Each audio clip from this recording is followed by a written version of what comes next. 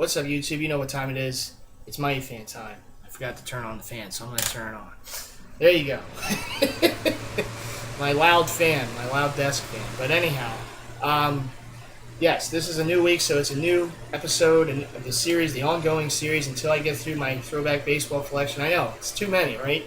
But this week's team, as I mentioned it would be last week when I did the Braves, is the Oakland A's. Of course, many years ago they were the Philadelphia A's, and they were the Kansas City A's, and of course, after that, Oakland A's, where they of course are today. And they're having a really good year this year. They might make it in as a wild card this year, which would be interesting.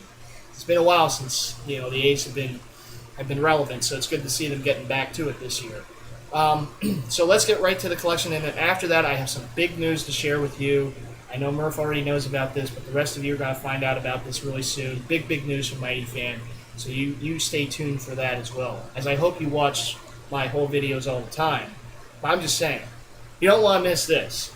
So anyhow, let's get right to it. So I got the first jersey is the one I'm wearing, which is the circa 1970s Reggie Jackson, Mr. October, where he started his career with the Oakland A's, and of course, he had some pretty good years with New York, too. And he was also on the Angels, and he played a year with the Orioles, but he started his career, of course, with the A's. I got another Reggie Jackson jersey just in a second. I got some older Ron Mitchell and Ness A's jerseys, and we start with Raleigh Fingers, Mr. Handlebar Mustache. This is the older run, made in USA, Oakland A's mustard yellow jersey. You definitely get noticed in this one. It's a head turner for sure. It's got the 76 patch on there, so circa 1976. It's got the jock tag right there, that double-stitched A's, big and bold on the front.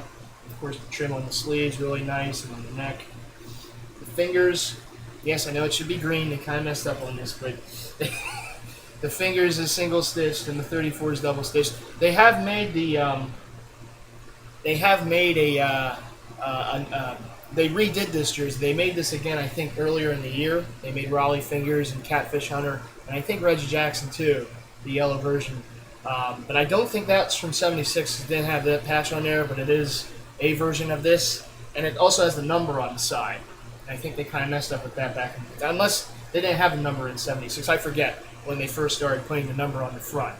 But the ones that they made this year do have the numbers on the front. But I think in 76 they didn't. And obviously, in 76 they don't have it on this one, and they don't have it on this one either. So that was probably something they did a little later on.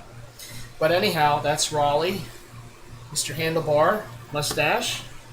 And then this is my other Reggie Jackson jersey. This is a grail for a few collectors out there. I know people have written me about this jersey in the past, asking if I would sell it to them or trade it. And no, I'm keeping this one. But it is the white version of the home A's jersey from the time period. This is circa 1974, and it is Mr. October. It's Reggie Jackson, so it's got the big bold Jackson on the back of 9. Of course, double-stitched 9, no nameplate, just the Jackson single-stitched individually on the back. Real nice.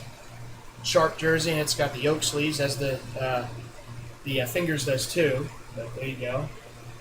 So yeah. And of course, if it's me, it's going to be the jersey hat combo. So here we go. This is the swag factor. This hat goes perfectly with these 3 jerseys because it matches colorway. It's the lighter green A's hat with the yellow brim. It's got the A's logo. It's got the Athletics. This is an American Needle hat. Really nice. They made a series of these hats like a few years ago, and I wish I had some more of them because I really like what they did. I like the triple logo on there. I like the team logo, and then the other, the hat logo, and then the team logo, and then the name. I think it's pretty cool. I know they made some for quite a few teams, but I only have the A's. And of course, I got the current hat. It's the New Era on-field fitted, black under brim. And this one's more of a fan hat, but it kind of looks like the road hat, so I kind of liked it. So I picked it up. This is one of my oldest A's hats, actually. There you see, but it's gold. It's got the gold A's there and the gold New Era logo and the gold MLB logo on the back. I know on the actual road it's like yellow, but you can never find the road A's hat around here. The East Coast, the only one you ever see is this one. So I had to make do. But anyhow, that is the Oakland A's, one-time Philadelphia A's collection. Don't have any Philadelphia A's jerseys or hats. I want to get one at some point, but I don't have one now. So shouts to all the West Coast viewers. There's too many of you to name. But just know that I give you all a shout out. And of course to all the A's fans out there, shout outs to all of you. They're having a good year. They might make the wild card, like I said, so that's pretty cool. Good to see them playing good baseball there. If they're not going to play good baseball here in Philadelphia this year, at least, well, a former Philly team is doing okay. But anyhow, on to the big news. The big news is that the big announcement is, and I know Murph knows about this because I told him about last night, but the big news for me is that now all my loyal viewers who remember my videos for years, you all remember that I had a top 5 most wanted Grail list. I call it the Big 5. And they were all Mitchell & Ness older run NFL jerseys.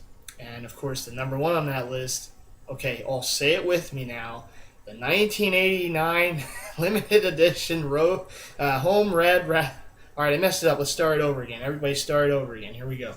All right, rewind it. Now we're going to start it. Okay. The 1989 limited edition home red Deion Sanders Mitchell & Ness jersey. Yes, that was the that was the number 1 all-time Grail, and I picked that up last December. I'm looking at it right now.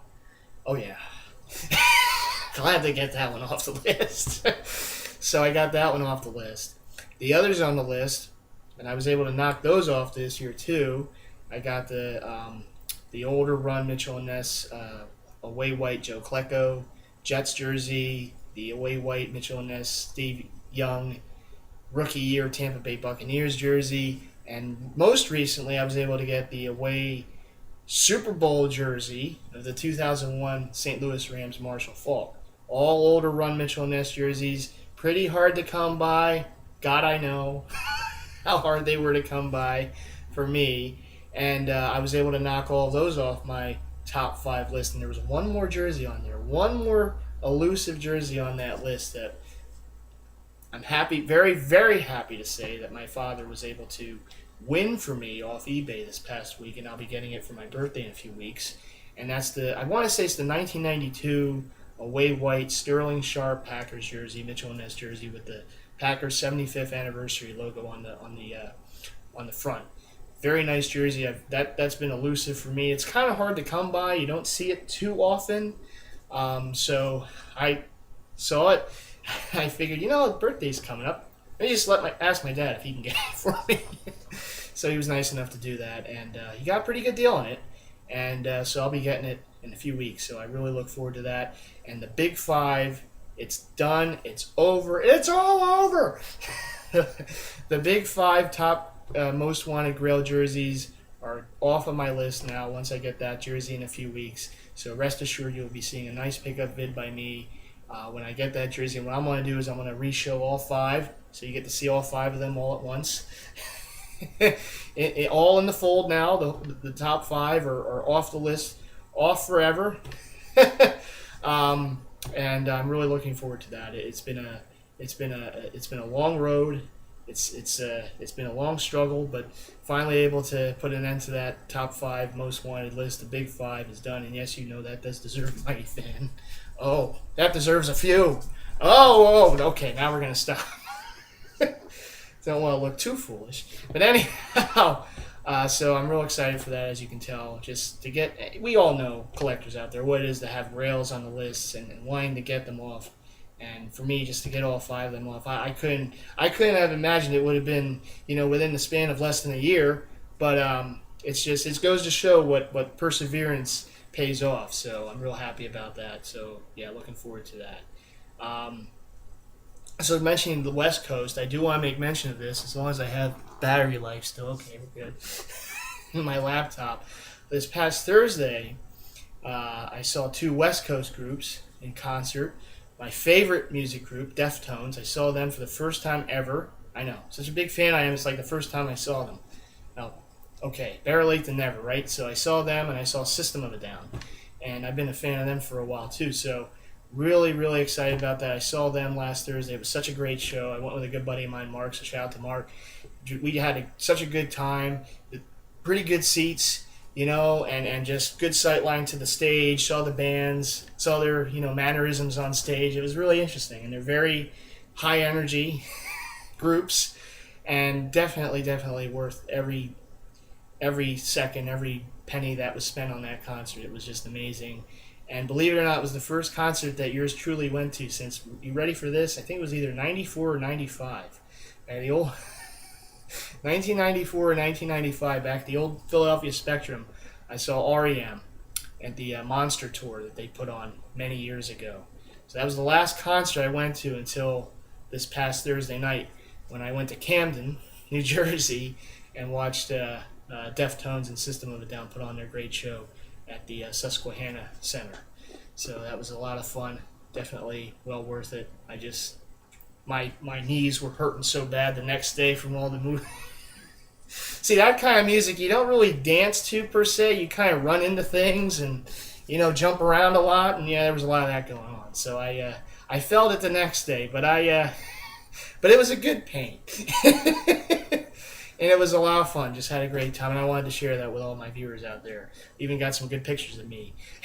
The band a little far back, but you still were able to see him. You were still able to see Chino on stage singing there with the lead singer of the Deftones. You got to see him a little bit in the background, but it was a lot of fun. And boy, they put on a great show. And they played my two favorite songs of theirs, "Change" and "My Own Summer." So I couldn't have been happier.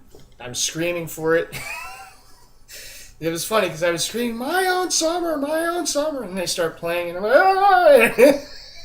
Oh, I did a little more than just a Mighty Fan. I was really getting, jumping around, and oh my goodness, I'm not as young as I used to be, and I found that out the next day. Yeah, good times though. But anyhow, YouTube, that's gonna do it for me. As always, a big shout out to all my subscribers out there, to all my fellow Jersey heads, all my family, friends, DeviantArt members, anyone that I left out. Big shouts to all of you. And yeah, this is MightyFan saying peace. Until my next video, I will see you then. All right, take care.